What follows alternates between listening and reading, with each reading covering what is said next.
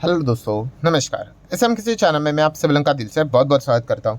दोस्तों, इस वीडियो में हम लोग बात करने वाले कुछ ऐसे स्टॉक्स के बारे में जो कि कमेंट सेक्शन में काफ़ी रिक्वेस्ट आती रहती है कि सर ये स्टॉक में क्या हम लोग फंस चुके हैं, क्या ये स्टॉक अच्छा है या फिर बुरा है करके। एंड आप सभी लोगों को पता ही है, मैं इसके पहले भी आपको सिखा चुका हूँ कि कोई भी स्टॉक अगर देखा गया अच्छा है या फिर बुरा, वो बिजनेस कैसा है उस हिसाब से चीज़ें हम लोग को देखने को मिल जाती है। अगर आपका डेफिनेशन इस प्रकार का अगर हो गया कि शेयर का प्राइस अगर नीचे आया 20% या फिर 30%, इसीलिए वो स्टॉक खराब हो गया करके, तो वो सही नहीं है।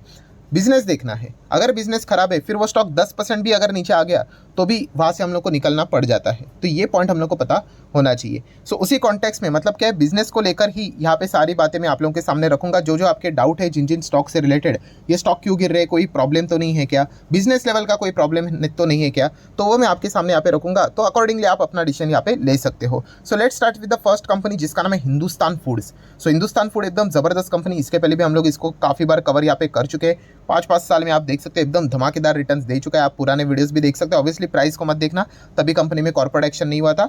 मार्केट कैप के हिसाब से तभी कंपनी 500 करोड़ के आसपास थी। आज कंपनी 5000 करोड़ प्लस के मार्केट कैप के साथ आगे चल रही है। 10-10 गुना पैसा बनते हुए देखने को मिल चुका है।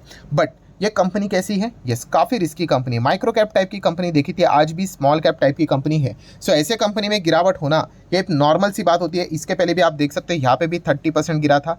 आज के दिन की भी अगर हम लोग बात करें, मतलब अभी की बात करें, तो स्टॉक पिछले एक साल से रफली आप कह सकते हो 30% की गिरावट तो यहाँ पे दिखाई चुका है। 30 मतलब आप टॉप लेवल से बात करें तो।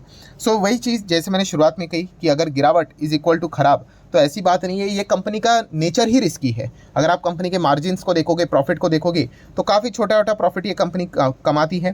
ठीक है, अच्छे कॉन्ट्रैक्ट अगर मिल जाते हैं तो कंपनी रॉकेट यहाँ पे बन जाती है। क्लाइंट्स कंपनी के काफ़ी बढ़िया है। बट यस, इस प्रकार का जो डेटा हम लोग को देखने को मिल जाता है कंपनी का, वो ये बता दिए कि कंपनी कैसे रिस्की है। मतलब जैसे मैंने आप लोगों को बहुत बार बताया, अगर आप ब्लाइंडली जाओगे किसी भी स्टॉक में तो फिर आपको बाद में दिक्कतें होगी। कंपनी नीचे है, कोई फ्रॉड है क्या, कोई धोखेबाजी है, ऐसा कुछ भी नहीं है। इन कंपनीज का परफॉर्मेंस ही वैसा होता है। और इससे रिलेटेड मैंने कितने एग्जांपल आपको दिए क्रिकेट के कि विराट कोहली कितना भी 1 रन स्कोर करे, 0 करे, फिर भी वो यहाँ पे अगले मैच खेलेगा ही खेलेगा। बट अगर एकदम नया नया प्लेयर अगर कोई रहता है, उसके लिए रिस्क हमेशा ज़्यादा रहती है। जैसे कि आप अभी के क्रिकेट का एग्जांपल ले लो, शिवम दुबे थोड़ा भी नहीं खेला तो सीधा उसके ऊपर ज़बरदस्त क्रिटिसिज्म स्टार्ट यहाँ पे हो जाता है। शेयर मार्केट में भी वैसा है। जो कंपनी बड़ी है, ठीक है, वहाँ पे अगर आप देखोगे तो इसका एक एवरेज बैकग्राउंड हमारे पास सामने अवेलेबल होता है, तो मार्केट वहाँ पे उस चीज़ को एडजस्ट कर लेता है। बट छोटे कंपनी में थोड़ा भी 19-20 हुआ, 19-20 होना मतलब क्या, अगर कॉन्ट्रैक्ट नहीं मिले तो सडनली क्या हो जाते हैं, कंपनी के नंबर गिर जाते हैं।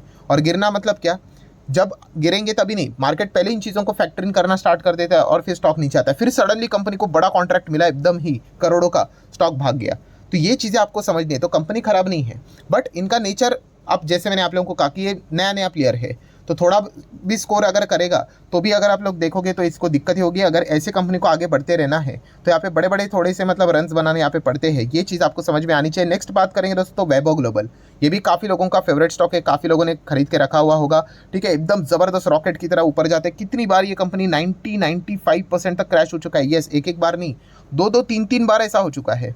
ठीक है, तो ये हमें बताता है कि ये कंपनियाँ कैसे चलती है करके।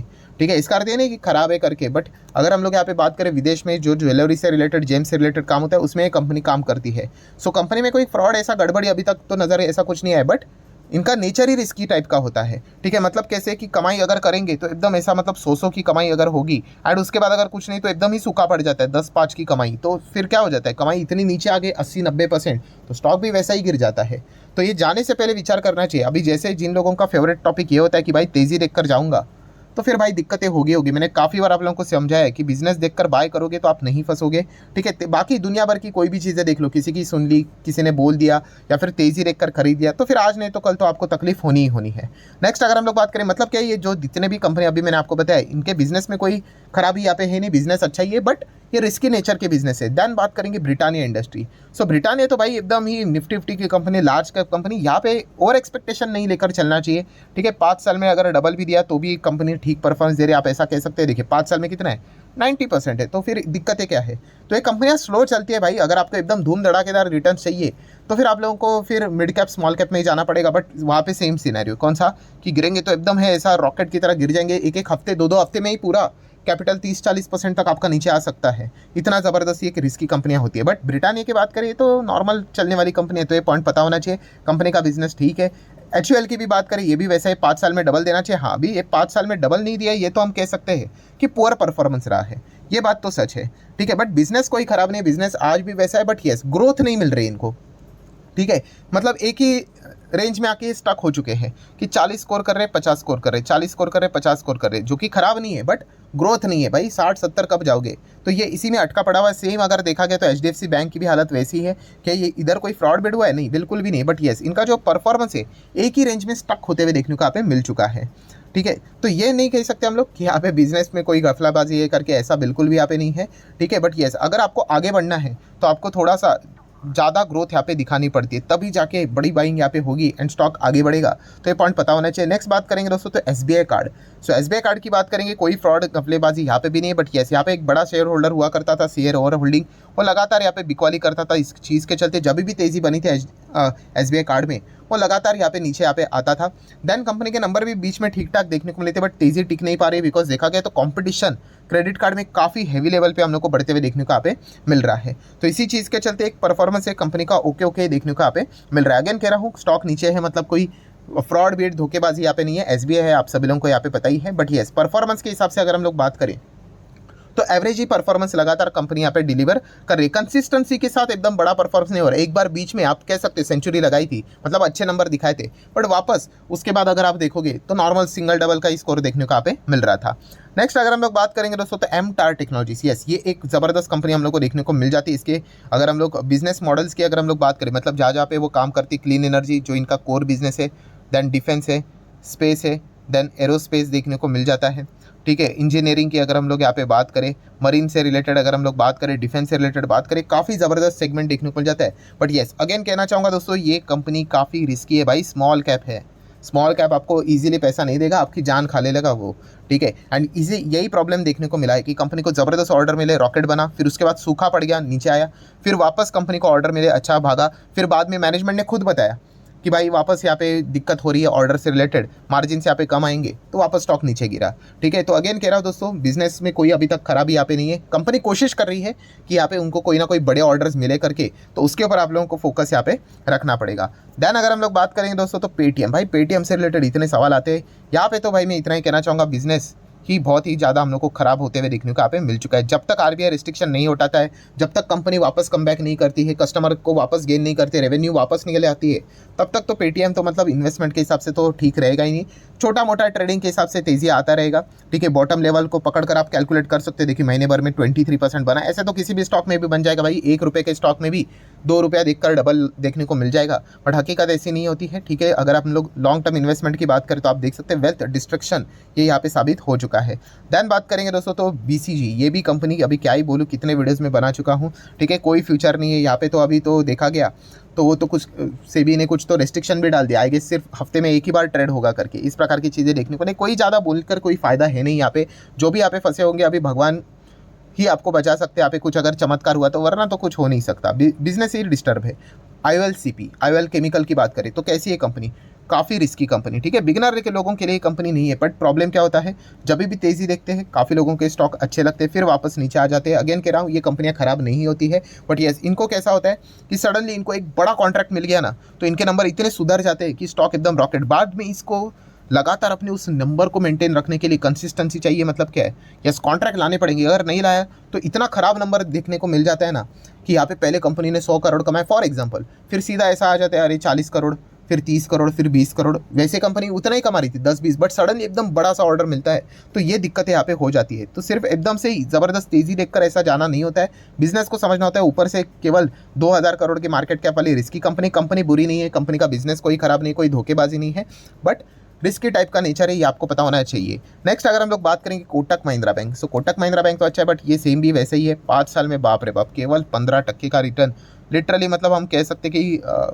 पैसे को लिटरली यहाँ पे कुछ बनाकर ही नहीं दिया है, ठीक है। अभी इसका अर्थ नहीं कि कोटक महिंद्रा बैंक में कोई फ्रॉड है, स्कैम है करके। अभी उदय कोटक जी जब तक कोटक महिंद्रा बैंक में थे, ठीक है, अभी तो वो स्टेप डाउन यहाँ पे हो चुके हैं, तब तक तो कोटक महिंद्रा बैंक अच्छा कर रहा था, उसके बाद से तो ये पूरी तरीके से स्टक होते हुए देखने को यहाँ पे मिल चुका है। नेक्स्ट बात करेंगे मैरिको। अभी मैरिको में भी यही प्रॉब्लम होता है, मैरिको कोई ख़राब कंपनी नहीं है, बट प्रॉब्लम क्या हो जाता है, पैराशूट ऑयल। अभी पैराशूट ऑयल अगर देखा गया तो ये मोनोपोली वाला मार्केट है इनका, बट यहाँ पे कोई ग्रोथ नहीं है, ठीक है। ऑलरेडी जिस हिसाब से चल रहा है, ऑलरेडी यहाँ पे मोनोपोली के हिसाब से जितना मार्केट कैप्चर किया है उतना ही इनके पास देखने को मिल जाता है। सो ग्रोथ ना होने के कारण ये एवरेज ही परफॉर्मेंस दिखाता है, 5 साल में डबल के आसपास तो देना चाहिए, तो ये 67-70% यहाँ पे दे रहा है। सेम डाबर की भी हालत हम लोग को वैसे ही देखने को यहाँ पे मिल जाती है। ये ओके परफॉर्मेंस यहाँ पे दिखाने वाली कंपनी, अगेन कह रहा हूँ इनके कोई बिजनेस में कोई प्रॉब्लम यहाँ पे नहीं है। बट अगर आपको एकदम ही एक्सपोनेंशियल रिटर्न चाहिए तो बिजनेस में ग्रोथ चाहिए भाई, ठीक है। ग्रोथ मतलब क्या, अगर कंपनी 10 करोड़ कमा रही है, 12 कमा रही है, 15 कमा रही है, 18 कमा रही है, 20 कमा रही है, अरे ठीक है, छोटा छोटा देखो 10 से 20 हो गया, बट कैसे धीमे धीमे धीमे करके हुआ। एकदम एक्सपोनेंशियल ग्रोथ होना चाहिए, 10 का 20, 30 का 40, ऐसा। इस चीज़ के लिए कंपनी को कोई एक्स फैक्टर करना पड़ता है बिजनेस में, तब जाके हम कह सकते हैं कि कंपनी के मतलब दिन बदलते हैं। जैसे कि अगर हम कह सकते हैं बेस्ट एग्जाम्पल ट्रेंट में हुआ था। ट्रेंट में क्या हो गया, यस उन्होंने जूडियो लाया, जूडियो इतना ज़बरदस्त ग्रोथ लेकर आया कि अलग ही लेवल पे स्टॉक भागने लगा। देन अगर हम लोग एक और एग्जांपल ले सकते हैं जोमेटो में ब्लिंकिट मास्टर स्ट्रोक, पहले तो शुरुआत में लगा था ब्लिंकिट ले डूबेगा इनको, बट ब्लिंकिट के ज़बरदस्त परफॉर्मेंस देखने के बाद यहाँ पे जिस प्रकार से परफॉर्मेंस आया है, जोमेटो में भी ज़बरदस्त तेजी देखने, मतलब आपको कुछ तो ग्रोथ ओरिएंटेड सेगमेंट देखने को मिलने चाहिए। ये तो नॉर्मल बिजनेस यहाँ पे कर रहे जो उनके पुराने घिसे पिटे बिजनेस थे, तो यहाँ पे कोई ग्रोथ नहीं। आईटीसी भी वैसे सिचुएशन में देखने को मिला। आईटीसी का प्रॉब्लम सबसे बड़ा यही हुआ है, अगर आप चार्ट पैटर्न देखोगे जहाँ से ये गिरा था, जब तक इस लेवल को नहीं तोड़ता है, ठीक है, तब तक दिक्कत रहेगी। वो होटल बिजनेस को पूरा डीमर्जर नहीं किया उन्होंने, आधा अधूरा ही डीमर्जर देखने को मिल रहा है। मतलब क्या है, आईटीसी का अभी भी कंट्रीब्यूशन उनके होटल बिजनेस में रहेगा, तो इस चीज़ के चलते वो अटका पड़ा हुआ है।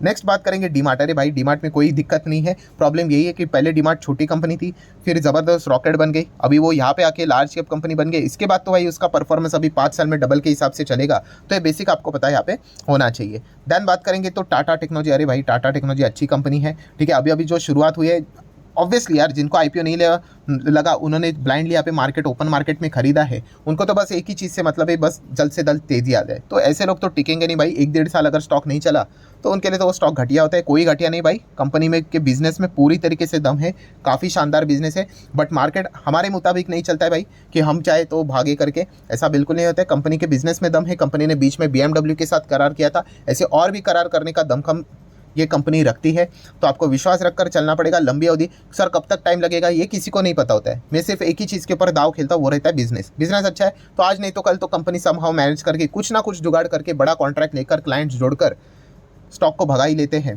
तो ये चीज़ें जरूर इस कंपनी में भविष्य में आपको देखने को मिल सकती है। तो बिजनेस कोई खराब नहीं है, तो पॉइंट पता होना चाहिए, कोई आप फंसे यहाँ पे नहीं हो। सो आशा करता हूँ दोस्तों वीडियो हेल्पफुल लगा होगा, तो चाहो तो लाइक एंड शेयर कर सकते हैं। मिलते हैं अगले वीडियो में, तब तक के लिए बाय बाय।